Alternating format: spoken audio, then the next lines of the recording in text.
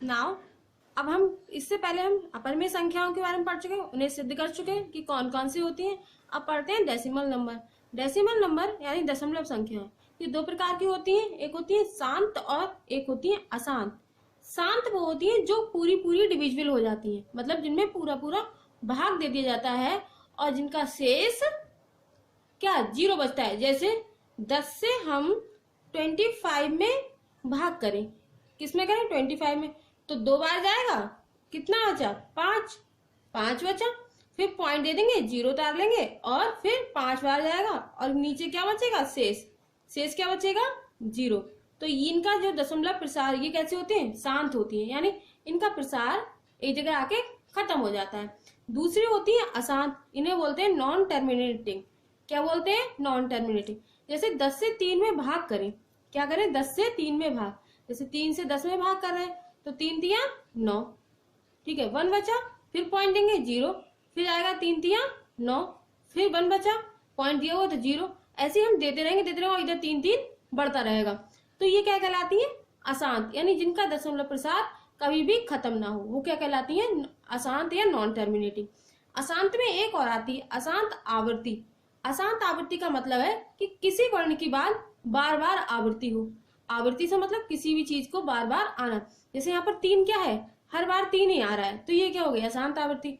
कभी कभार क्या होता है 3 4 नंबर जैसे आ गए 1 2 3 4, फिर 4 तक आने के बाद फिर 1 2 3 4 आ गए, तो ये सब संख्या क्या कहलाती है, अशांत आवृत्ति।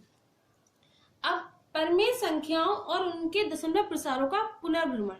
पुनर्भ्रमण मतलब हम कैसे पता कर सकते हैं कि कौन सी संख्या अशांत है और कौन सी शांत है, और वो भी बिना डिवीजन से। तो सबसे पहले क्या कर ले, मान ले कि x क्या है, पी क्यू, एक x बराबर पी क्यू एक परिमेय संख्या है। ऐसी संख्या है जहाँ q क्या है, q यानी उसका डिनोमिनेटर या हर 2 की पावर n और 5 की पावर m के रूप का है, जहां m और n ऋणात्मक संख्या है तथा x का दशमलव प्रसार कैसा होगा, शांत होगा। जैसे एग्जाम्पल ले लें 0.375, इसको ले लिया। अब 0.375 यहाँ पॉइंट हटाया तो नीचे बनाएगा और जितना होगा पॉइंट के बाद उतने जीरो नीचे आ जाएंगे। कितने आ गए, 1 2 3, ऊपर 3 थे तो ये 3 आ गए। अब इसको लिख सकते हैं, जैसे 1000 को क्या लिख सकते हैं 10 की पावर 3, कितना लिख दें 10 की पावर 3, और 275 हो गया।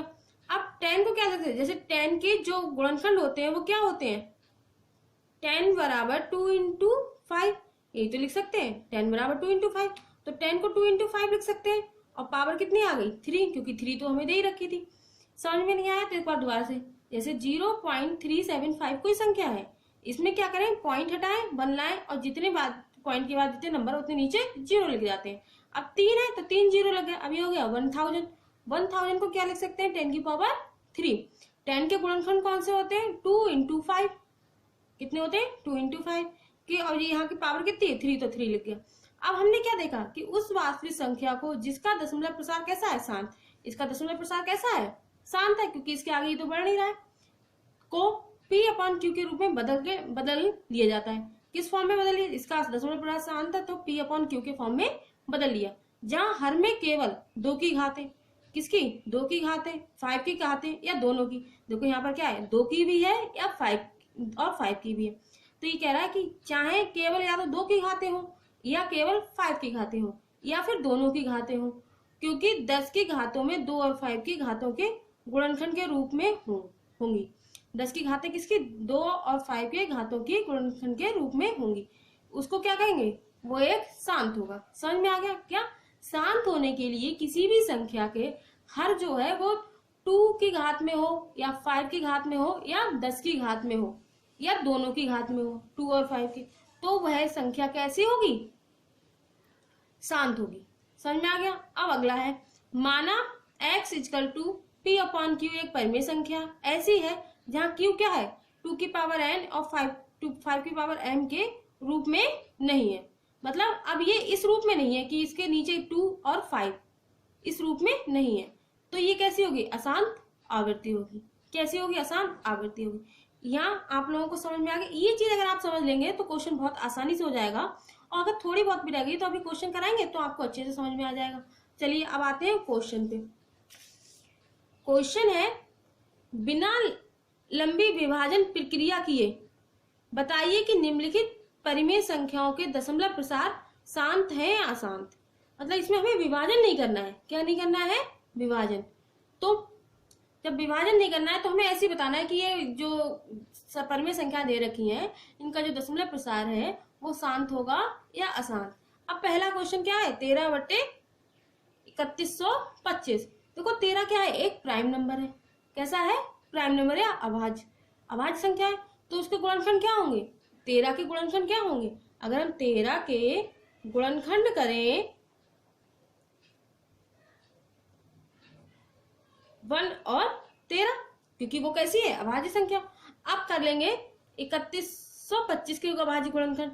अब गुणनखंड करने हमने आपको पिछली वाली एक्सरसाइज में बताए कैसे होते हैं। जैसे 3125 लिख लें, अब इसको करें 5 से, तो 5 6 30, कितना बचा? 1, तो कितना होगा? 12, तो 5 दूनी 10, कितने बचे? 2, और 5 25। फिर 5 से करें, 5 एकम 5, 5 दूनी 10 और 5 पंजे 25। फिर 5 से करेंगे, 5 दूनी 10, 5 पंजे 25। फिर 5 से करेंगे तो 5 पंजे 25 और फिर 5 से करेंगे तो 1। कितने आए? 5 के गुणनखंड 5 इंटू 5 इंटू 5 इंटू 5 इंटू 5। अब इसको हम किस फॉर्म में? इस नंबर को हम लिख सकते हैं 13/5 की पावर 5 के फॉर्म में। अब अब क्या इतना लिख के हमें क्या पता चल गया? देखो इसका क्या आ गया, जो हमने बताया था कि किसी भी संख्या का हर किस में हो? 5 की पावर m के फॉर्म में हो या 2 की पावर n के फॉर्म में हो या 5 और 2 दोनों हो, तो वो प्रसार कैसा होगा? शांत होगा। कैसा होगा? शांत होगा। अब यहाँ पर कितना है हर? देखो हर में क्या है? 5 की पावर m के फॉर्म में है, m के रूप में है, तो क्या हो गया? इसलिए 13/3125 का दशमलव प्रसार कैसा होगा? शांत है। कैसा है? शांत है। ये हो गया हमारा आंसर। ठीक है, अब आ जाइए दूसरे क्वेश्चन। दूसरा क्वेश्चन आपको ये वाला 17/18 वाला अपने आप करना है, अभी करके दिखाना है मुझे। ठीक है, अब थर्ड वाला क्वेश्चन है 64/455, इसके करने हैं। अब देखो क्या है, 64 जो हमारा है वो प्राइम नंबर नहीं है, क्योंकि किसी ना किसी से डिविजिबल है। इसके 1 और इसके ये 1 और अपने आप के अलावा किसी और से भी डिवाइड हो सकता है। तो क्या करेंगे? 64 के गुणनखंड करेंगे। 64 के गुणनखंड कैसे करेंगे? जैसे अभी यहाँ पर 3125 के करे थे वैसे ही 64 के करेंगे। तो 64 के गुणनखंड करके देखो, इससे 2 से डिवाइड करेंगे, 2 3 6, 2 दूनी 4, फिर 2 एकम 2 और 2 छम 12, 2 अट्ठे 16, फिर 2 चौक 8 और 2 दूनी 4 और 2 एकम 2। ये आ गया कितना? आ गया 2 into 2 into 2 into 2 into 2 into 2, और ये आ गया 2 की पावर 6। कितने आ गए? 2 की पावर 6। ऐसे ही अब किसके करें? रफ में करके देख लेते हैं। ये 455 के, 455 के करेंगे तो 5 से, क्योंकि लास्ट में 5 है, 5 से देखें। देखो पहले 3 से देखेंगे, 3 से नहीं जा रहा है, अब 5 से देखेंगे। 5 ने 45 और 5 एकम 5। अब किससे जाएगा? 7 से। 7 से देखेंगे, 7 एकम 7 और बचे 2, तो 7 3 21, अब 13। अब देखो 455 के कौन कौन से आए? 5 इंटू 7 इंटू 13, ये आ गए। अब 64/455 को कैसे लिख सकते हैं? 64 को क्या लिख सकते हैं? 2 की पावर 6, और 455 के कौन कौन से गुणनखंड आए? 5 इंटू 7 इंटू 13। ठीक है, अब आता इनका जो हर है वो क्या है? 2 की पावर m और 5 की पावर n, और 2 की पावर m के रूप में नहीं है, क्योंकि ना तो ये वाला नंबर यहाँ आ रहा है ना तो 2 यहाँ आ रहा है। आ रहा है? नहीं आ रहा है। लेकिन 5 की पावर m तो आ रहा है, एक तो आ ही रहा है ना। हम ये कह रहे हैं कि 2 आ सकता है, 5 आ सकता, या तो 2 आ सकता है, या 5 आ सकता है, या दोनों आ सकते हैं 2 इंटू 5।